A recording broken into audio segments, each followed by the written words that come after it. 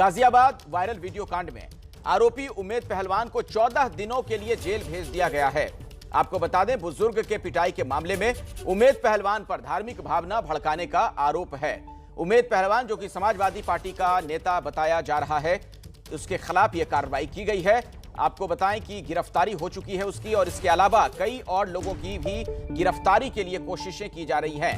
हालांकि कांग्रेस और समाजवादी पार्टी की तरफ से बीजेपी पर आरोप लगाए जा रहे हैं, जबकि भारतीय जनता पार्टी की तरफ से यह कहा गया है कि सांप्रदायिकता की राजनीति कर रही है समाजवादी पार्टी। उम्मेद पहलवान को फिलहाल 14 दिन की न्यायिक हिरासत में भेज दिया गया है। इस मामले में साजिश का आरोप उम्मेद पहलवान पर, गाजियाबाद में जो बुजुर्ग की पिटाई हुई थी उसी मामले में यह गिरफ्तारी हुई। अभिषेक रावत हमारे साथ जुड़ चुके हैं इसी खबर पर। अभिषेक, क्या कुछ हुआ और कुछ जानकारी, ताजा जानकारी मिल पा रही इस मामले में आपको? जी देखिए अखिलेश, जो सबसे बड़ी जानकारी है वो यही है कि उम्मेद पहलवान को अभी 14 दिन की न्यायिक हिरासत में भेजा गया है। इसमें पुलिस ने अदालत के सामने बताया कि कल उम्मेद पहलवान को दिल्ली से गिरफ्तार किया गया था और शुरुआती पूछताछ में जब उम्मेद पहलवान से ये बात जाननी चाहिए कि आखिर उसने ऐसा क्यों किया, तो उसने सारी बात जो पीड़ित है, अब जो बुजुर्ग पीड़ित हैं उन पर डाल दी कि उन्होंने मुझे बरगलाया था। लेकिन जब शक्ति से पूछताछ की गई तो उसने ये बात मानी कि हाँ, ये सारी कहानी उसी की रची हुई थी। उसने ही अपने घर पे बैठकर तहरीर लिखी थी जिसमें ये आरोप लगाया था कि जो हमला करने वाले हैं, बुजुर्ग के साथ पिटाई करने वाले लोग हैं, वो अनजान है।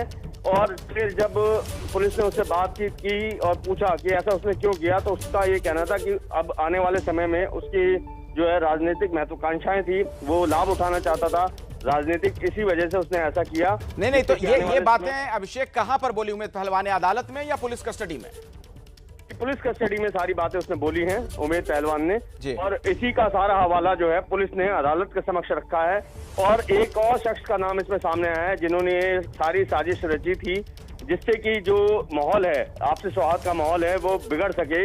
और कहीं ना कहीं इसी की बात जो है अदालत में रखी गई। इसके बाद अब अदालत ने उसको फिलहाल 14 दिन की न्यायिक हिरासत में भेजा है। हालांकि जो बचाव पक्ष है, उम्मेद की तरफ से जो वकील पेश हुए थे अनीश चौधरी, उन्होंने ये दलील दी कि जो भी धाराएं इसमें लगाई गई हैं उम्मेद पहलवान पर, वो सारी बेबुनियाद है, गलत है, और पुलिस ने उनको गलत तरीके से फंसाया है। हालांकि अदालत फिलहाल उससे कोई कन्विंस नहीं हुई है और अभी उसको 14 दिन की न्यायिक हिरासत में भेज दिया है। चलिए, शुक्रिया इस पूरी जानकारी के लिए आपका। इस खबर से जुड़ा कुछ अपडेट होगा तो हम आगे दर्शकों तक पहुंचाएंगे, लेकिन फिलहाल अब बात कर लेते हैं बिहार में जारी मूसलाधार बारिश की।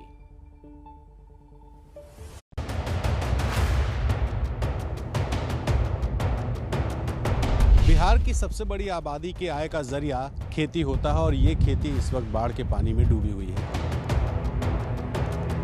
पानी की तबाही इतनी ज़्यादा है कि लोग अपने गांव में अपने घरों को छोड़कर अब किसी सुरक्षित स्थान जाने को मजबूर हैं। धार आप यहाँ देख के अंदाज़ा लगा सकते हैं कि कितनी तेज़ी से ये जो पानी है ये यहाँ पे बह रहा है और आगे की तरफ जा रहा है।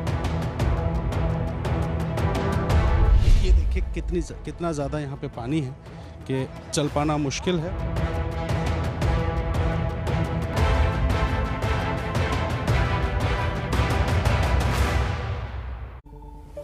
दरअसल बिहार में लगातार हो रही बारिश से हालात खराब होते जा रहे हैं। गंडक नदी बारिश की वजह से उफान पर है। पश्चिमी चंपारण, बेतिया और गोपालगंज जैसे जिले बारिश की वजह से ज्यादा प्रभावित हुए। नेपाल से छोड़े गए पानी और लगातार हो रही बारिश की वजह से इन इलाकों के सैकड़ों गांव बाढ़ के पानी में डूब चुके हैं।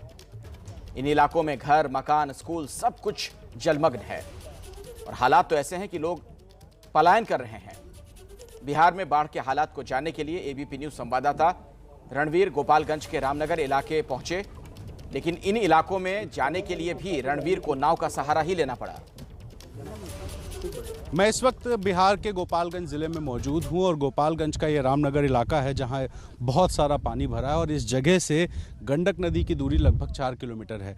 ऐसे में इस पूरे इलाके का क्या हाल है, इसकी पड़ताल के लिए मैं अपनी गाड़ी या पैदल तो नहीं जा सकता, इसलिए मैं अब एक नाव का सहारा लूँगा और यहाँ से आगे चलेंगे और आपको दिखाएंगे कि किस तरह के हालात गोपालगंज के इस बेल्ट के हैं जहाँ गंडक अपने पानी से इस पूरे इलाके को तबाह कर रहा है। बिहार में दरअसल बारिश की वजह से गंडक नदी उफान पर है। गोपालगंज का रामनगर इलाका पानी में पूरी तरीके से डूब चुका है। लोग सुरक्षित ठिकानों की तलाश कर रहे हैं और नाव से पलायन के लिए मजबूर हैं। कुछ लोग इस उम्मीद में घर में बैठे हैं कि इलाके से पानी कम हो तो घरों से बाहर निकलें।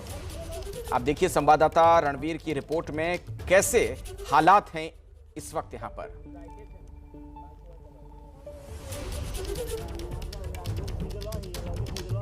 बिहार की सबसे बड़ी आबादी के आय का जरिया खेती होता है और ये खेती इस वक्त बाढ़ के पानी में डूबी हुई है। मैं गोपालगंज में मौजूद हूँ और आप देखिए कि यहाँ पर ज़्यादातर इस वक्त गन्ना और कुछ खेतों में धान लगा हुआ है और ये पूरे गन्ने की फसल और सामने धान की फसल जो है वो पानी में समाई हुई है। और ये सिर्फ गोपालगंज की कहानी नहीं है, बल्कि गोपालगंज के अगल बगल के जो ज़िले हैं जहाँ पर गंडक का पानी उफनाया हुआ है, उन सभी जगहों पर यही हाल है जहाँ पर खेती डूब गई है और इससे जो साल भर किसानों के परिवार चलाने का जरिया होता है वो भी धीरे धीरे खत्म हो रहा है। ये गन्ने की फसल अभी आपको जो दिखाई दे रही है, अगले कुछ दिन अगर इसी तरीके से पानी रहा तो ये पूरी फसल सफ़ेद पड़ने लगेगी और ख़राब हो जाएगी। और यही हाल धान का भी होगा, जहाँ पर पानी की वजह से जो फसल है वो ख़राब होगी। कई ऐसे खेत हैं जिन खेतों में बीज लगाया हुआ था, लेकिन चूंकि जब पानी का बहाव आया तो पानी के बहाव के साथ जो मिट्टी आती है वो मिट्टी धान के ऊपर आकर बैठ गई, जिसकी वजह से फसल ख़राब हुई है। ऐसे में बड़ी आबादी ऐसी है जिसको इस साल फिर से वही दिक्कत झेलनी पड़ेगी जो हर साल वो झेलती है। फसलें लगाई, पैसे खर्च किए, सिंचाई की, बुआई किया, सब कुछ किया, लेकिन अब बाढ़ के पानी ने सब कुछ बर्बाद कर दिया और साल भर आय का जरिया कुछ भी नहीं रह पाएगा। और बाढ़ के बीच गोपालगंज के इस इलाके में आखिर लोगों को किन मुश्किलों का सामना करना पड़ता है, ये भी आपको दिखाते हैं अगली रिपोर्ट में। पानी की तबाही इतनी ज़्यादा है कि लोग अपने गांव में अपने घरों को छोड़कर अब किसी सुरक्षित स्थान जाने को मजबूर हैं। ये गोपालगंज है और आप देखिए कि किस तरीके से पूरा परिवार यहाँ पर नाव पे सवार है। छोटी सी नाव है और इस छोटी की नाव पे हाइट देखिए कि जिस नाव पे लोग बैठे हुए हैं, इतने सारे लोग बैठे हैं और यहाँ जो नाव और पानी का लेवल है वो बिल्कुल कम हो गया है। और इस तरीके से अपने घर के सारे सदस्यों को लेकर के जो परिवार के लोग हैं वो अब रोड की तरफ निकल रहे हैं। ये बगल में देखिए रोड है और यहाँ भी इस वक्त पानी थोड़ा शायद कम हुआ है, इस वजह से ऊपर मिट्टी दिखाई दे रही है। आप लोग कहाँ जा रहे हो? सब लोग कहाँ? यहाँ घर से निकल के अभी जा रहे हैं। पानी लगा आप लोग के घर में? अच्छा, तो देखिए यहाँ से कुछ लोग हैं जो इलाज कराने जा रहे हैं, कुछ सुरक्षित जगहों पे शिफ्ट हो रहे हैं। यानी कि जो गांव में हालात हैं वो लगातार बिगड़ते हुए देख करके लोग अब पलायन कर रहे हैं और पलायन करके उन जगहों पर जा रहे हैं जहां जाकर वो अपनी और अपने परिवार की जान बचा सकें। अब आपको हम दो तस्वीरें दिखाते हैं। एक तरफ आप देखेंगे कि पूरा गांव पानी में डूब गया है, लोगों के घर और खेत में भी पानी। लोग सुरक्षित ठिकानों की तलाश कर रहे हैं। वहीं बाढ़ के इस पानी में इलाके के 2 बड़े सरकारी स्कूल भी जलमग्न हैं। अब आप अंदाजा लगाइए कि इस इलाके में लोगों की मुसीबतें किस कदर बढ़ गई होंगी। हर तरफ पानी का कब्जा, गांव पानी में पूरी तरीके से डूब चुका है। जो स्कूल्स हैं वहां भी आप देख रहे हैं हर तरफ पानी ही पानी। मैं इस वक्त गोपालगंज के जागीरी टोला गांव में हूं और यहां आप देखिए हालात किस तरह के हैं कि सड़कों पर तेज धार में पानी बह रहा है। जहां जो बच्चे हैं वो इसको फिलहाल एंजॉय कर रहे हैं और बगल में प्राथमिक विद्यालय है। बच्चे सड़क पर खेल रहे हैं और बगल में प्राथमिक विद्यालय बंद है और इस पूरे स्कूल में आप देखिए कि पानी लग चुका है। और इस वक्त जो लाइन आपको दिखाएं अगर, तो आप देखिए कि लाइन काफ़ी नीचे आ गई है, यानी कि पानी इससे ज़्यादा था। अभी हाल फिलहाल में कम हुआ है क्योंकि 2 दिन लगातार धूप थी और नेपाल से भी कम पानी छोड़ा गया, इस वजह से जो पानी का लेवल है वो कम आया है। लेकिन अभी कल रात से लगातार जो बारिश हो रही है उस बारिश की वजह से फिर से एक बार जो नदियों का लेवल है वो बढ़ना शुरू होगा। और यहाँ पर जागीरी टोला गाँव में जिस तरह से लोगों के घर में पानी घुसा हुआ था वो लोगों को परेशानी का सबब है। तो ऐसे में दिक्कतें हैं, परेशानियां हैं और इन दिक्कत परेशानियों के बीच में जो लोग हैं वो फ़िलहाल सिर्फ़ और सिर्फ एक ही कामना कर रहे हैं कि किसी भी तरीके से बारिश ना हो, क्योंकि जितनी बारिश होगी उनकी दिक्कतें उतनी ज़्यादा बढ़ती जाएंगी। अपने सहयोगी अवधेश रंजन और कैमरा पर्सन प्रेम सिंह के साथ रणवीर, एबीपी न्यूज़, गोपालगंज। और देखिए ये हालत तब है जब बिहार में हर साल बाढ़ आती है। सरकार की तरफ से लोगों को बचाने के उपाय नाकाफी साबित हो रहे हैं। गोपालगंज के देवापुर में मानसून में बांध की मरम्मत का काम चल रहा है। यहां गंडक नदी पर 2 बांध बनाए गए और पिछले साल आई बाढ़ में दोनों बांध के कई हिस्से टूट गए थे। ऐसा क्यों हुआ, आप देखिए संवाददाता रणवीर की रिपोर्ट।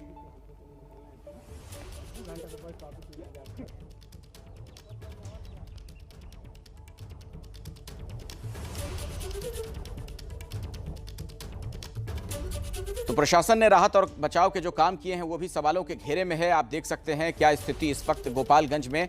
ये बिहार का गोपालगंज है और ये तैयारियां तब की जाती हैं, बाढ़ के पानी को रिहायशी इलाकों में घुसने से रोकने की कोशिशें तब की जाती हैं जब इस तरीके के हालात बन जाते हैं। पहले से कोई मुकम्मल तैयारी नहीं। गंज में मौजूद हूं और ये जगह है देवापुर। जिस बांध पर मैं खड़ा हूं, ये बांध पिछले साल यानी साल 2020 में 2 जगह से कटा था। जिस बांध पर मैं हूं, जो आप देख रहे हैं, ये रिंग बांध है, यानी कि सबसे फ्रंट में है। और ये सामने जो नदी दिखाई दे रही है, ये गंडक का पानी यहाँ से निकल कर डूम।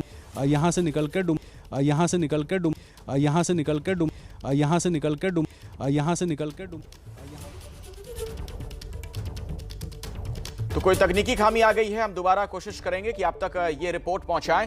दरअसल एबीपी न्यूज ने पड़ताल भी की।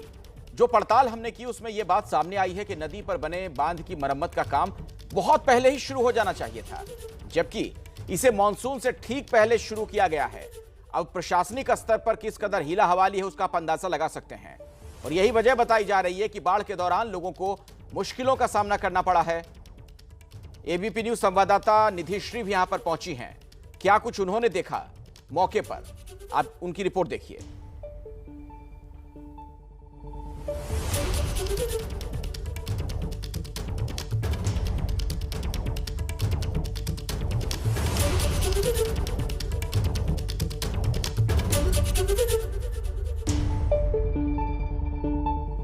मैं गोपालगंज में मौजूद हूँ और गोपालगंज में बड़ी आबादी इस बार यानी 2021 के बाढ़ से प्रभावित हो चुकी है और ये जून का महीना है। अक्सर जुलाई अगस्त के महीनों में हम ऐसी तस्वीरें देखते हैं बिहार में जहाँ पर आबादी जो है वो बड़ी आबादी प्रभावित होती है।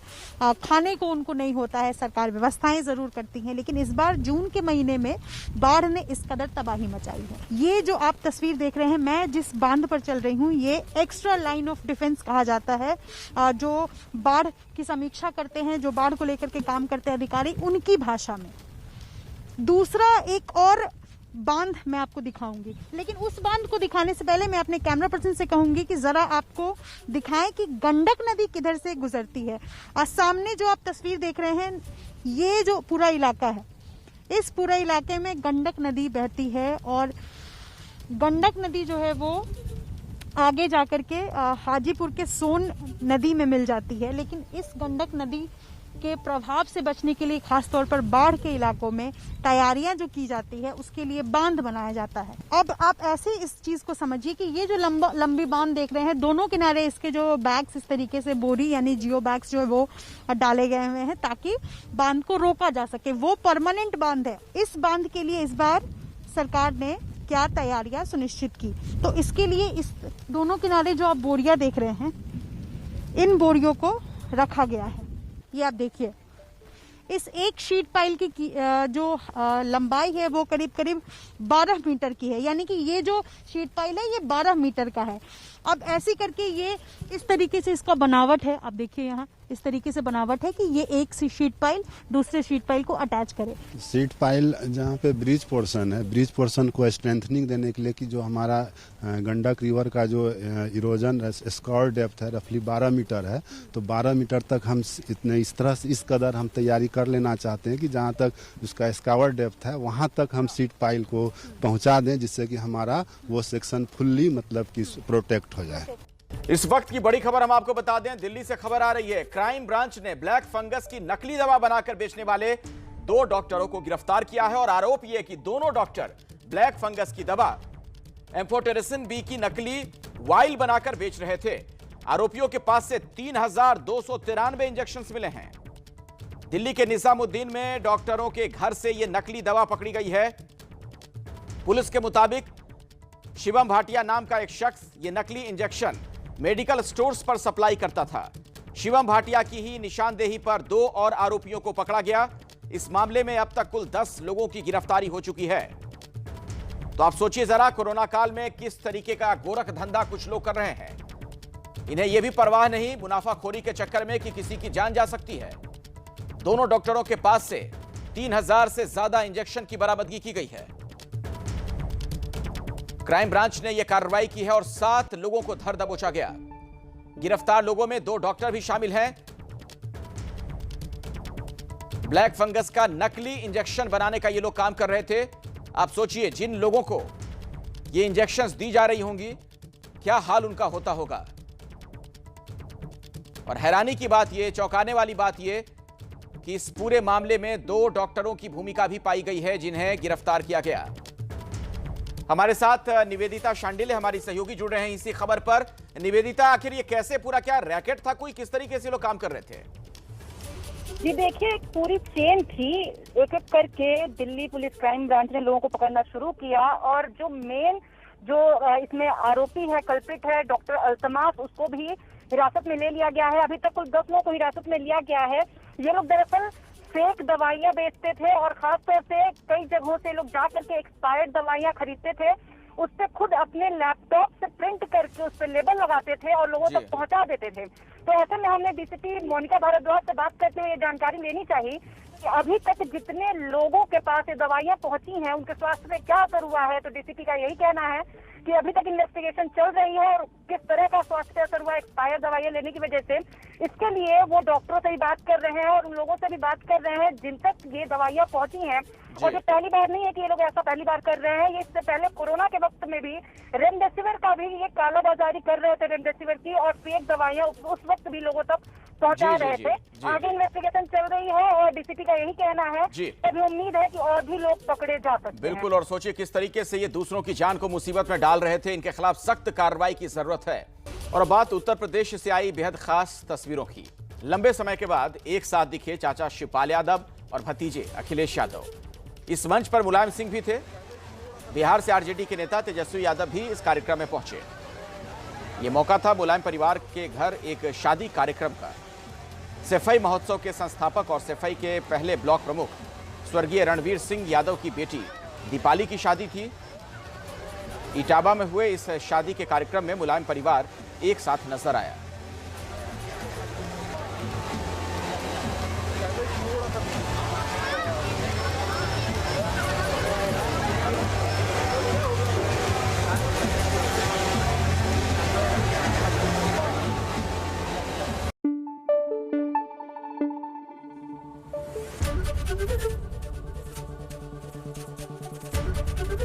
एबीपी न्यूज आपको रखे आगे।